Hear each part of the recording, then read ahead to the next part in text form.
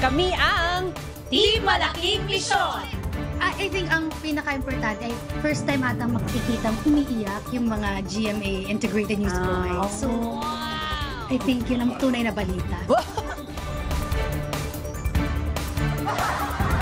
Grabe, it's nice to be back with these girls. Kaya boys, watch out. We're gonna win. Charot. I think kailangan naming panindigan kasi yung first sali ko dito, nanalo kami ng jackpot. Kailangan nating galingan. Kaya pala, tinim ako sa'yo. Kailangan manalo na ako this time. Lucky charm tayo. Oo. Ay, oo. Kayo first time. Yes, First time, and we have a goal to win. win. Walang kaba at all. Tingin ka ka? Wala. Walang kaba.